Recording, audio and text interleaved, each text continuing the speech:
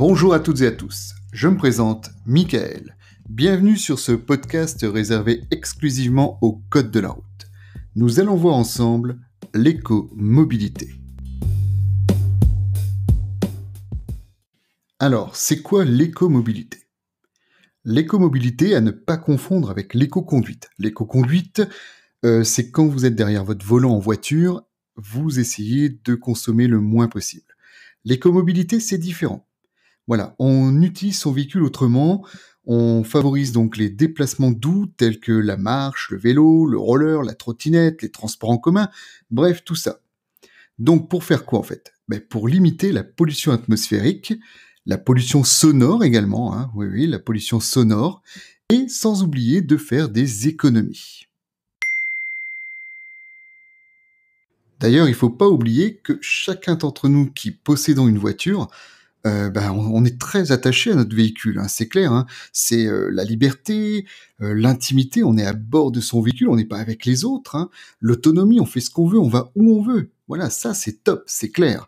Mais il faut pas oublier que tout ça, ça a un sacré coût, ça coûte très cher.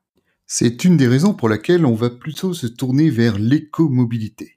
Alors l'écomobilité, donc qui permet, je vous le rappelle, d'améliorer donc la qualité de l'air. Et donc, si j'améliore la qualité de l'air, j'améliore également la qualité de vie, bien sûr. Par exemple, si on prend la ville. La ville, on sait aujourd'hui qu'un quart des trajets en ville font moins d'1 kilomètre. Donc, est-ce utile de prendre la voiture, sachant que pour faire 1 kilomètre en agglomération en voiture, on va mettre à peu près 5 minutes. En vélo, vous allez être à 4 minutes. À pied, 12 minutes. Donc vous voyez, quand on fait le calcul, c'est peut-être pas utile de prendre la voiture pour juste 1 kilomètre. Alors, pour pallier à la voiture, qu'est-ce qu'on peut avoir ? On peut avoir, donc on l'a vu, la marche à pied, bien sûr. On a le vélo, le tramway dans certaines villes, le bus, le métro. Et d'ailleurs, en revenant sur le vélo, il faut savoir que les vélos sont autorisés dans les transports en commun. Donc vous pouvez mettre votre vélo dans le tramway, dans le bus, dans le métro, tout est prévu pour. D'ailleurs, il y a un endroit où on peut retrouver tous les éléments que je viens de citer. Donc le tramway, le bus, le métro, peu importe.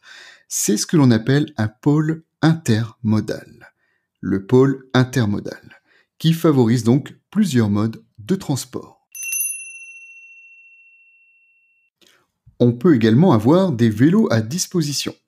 Alors attention, les villes qui mettent en service donc les vélos, des fois on les appelle les vélos libres, il faut savoir que vous pouvez emprunter les transports en commun avec votre vélo libre. Voilà, ça je l'avais dit déjà précédemment. Vous pouvez le déposer n'importe où, du moment que c'est une station, bien sûr.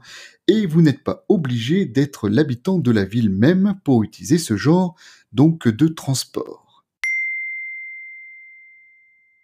À savoir que l'utilisation des vélos en libre service favorise la préservation de l'environnement, clairement, facilite l'accès à la ville, on en a déjà parlé, mais surtout, rappelez-vous, n'est pas uniquement réservé aux habitants de la ville. Pour favoriser donc l'écomobilité, nous avons aussi ce que l'on appelle les parkings relais. Un panneau où c'est marqué P+R, parking relais. Donc les parkings relais ne sont pas forcément gratuits, attention, vous pouvez payer. Mais ils facilitent donc l'utilisation des transports en commun. Je m'explique. Donc vous pouvez vous stationner sur un parking relais, vous payez votre stationnement, et avec le ticket du stationnement, vous avez le droit d'emprunter donc les transports en commun pour aller jusqu'au centre-ville, par exemple. D'ailleurs, le parking relais favorise donc l'intermodalité. Ça, c'est clair. Je vous rappelle, l'intermodalité, c'est la combinaison donc de plusieurs transports et le parc relais favorise cette pratique. Autre façon de pratiquer donc l'écomobilité, c'est le fameux covoiturage. Bon, celui-ci, tout le monde le connaît, c'est le fameux Blablacar pour ne pas le citer. Alors, à savoir d'abord, 80% des Français roulent seuls dans leur voiture. C'est énorme. On est la plupart du temps tout seul dans notre véhicule, alors qu'on pourrait faire du covoiturage avec notre voisin, avec des collègues, peu importe, on pourrait faire donc du covoiturage. Il y a donc des avantages à procéder au covoiturage. Alors le covoiturage d'abord diminue le nombre de véhicules sur les routes, diminue donc les bouchons, réduit donc le risque d'accident puisqu'il y a moins de voitures sur les routes. Ça permet aussi de partager, de diminuer les frais, tout simplement.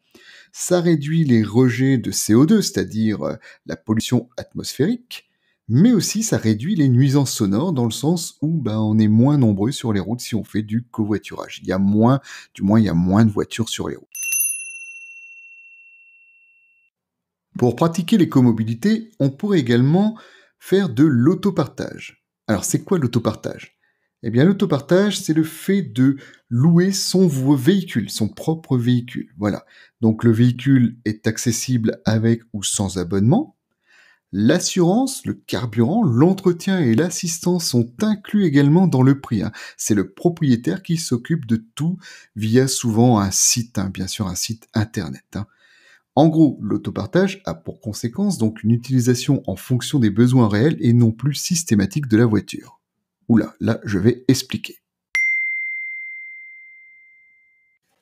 En effet, aujourd'hui on possède tous sa propre voiture, enfin du moins tous, la majorité d'entre nous, pour aller d'un point A à un point B, pour l'utiliser tous les jours ou pas, bref, est-ce que c'est vraiment utile d'avoir une voiture sachant que ça coûte très cher?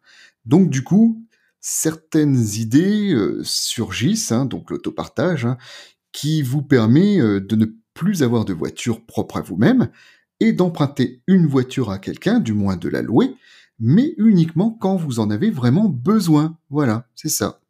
Donc c'est l'autopartage. Bref, vous l'aurez compris, le covoiturage ou l'autopartage, ça permet d'avoir moins de voitures en agglomération. Et s'il y a moins de voitures en agglomération, il y aura moins de pollution, il y aura moins de bruit. Il y aura une circulation également plus fluide, donc plus de sécurité, moins d'accidents, et n'oubliez surtout pas, plus de places de parking. Dans la salle de code, beaucoup oublient de cocher plus de places de parking. Mais attention, l'autopartage, tout comme le covoiturage, ne diminue pas le temps de trajet. Bah oui, si tu pars en blablacar avec ton pote, ou du moins avec des gens, tu vas pas mettre moins de temps à parcourir la distance que d'habitude.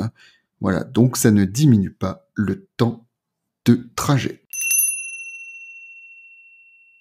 Et si je vous dis le transport alternatif, vous allez me dire, mais qu'est-ce que c'est? Eh bien, le transport alternatif, donc, c'est un mode de transport qui ne nécessite pas de voiture perso. Donc, on l'a vu, l'autopartage, le covoiturage, les transports en commun, la location de vélo, la marche à pied, bref, tout ça, c'est du transport alternatif. Pour conclure, vous aurez compris que être écomobile, c'est choisir donc un autre transport que l'automobile. Et si vous faites ça, les économies vont être nombreuses. Vous n'aurez plus de péage, vous n'aurez plus d'assurance, plus de carburant, plus de frais de stationnement, plus de frais d'entretien et peut-être moins de stress. Bon, donc tout ça, c'est à réfléchir. Eh bien voilà les amis, c'en est fini pour aujourd'hui. Donc sur ce podcast réservé exclusivement donc au code de la route. Je vous retrouve bientôt sur le site de l'auto-école Hémicycle. On peut également me retrouver sur encore.fm, sur différents diffuseurs de podcasts en tapant simplement code de la route. Et je vous invite à venir voir les autres podcasts que je suis en train de mettre en place, qui s'appellent tout simplement Actu Route. Merci à vous, à bientôt.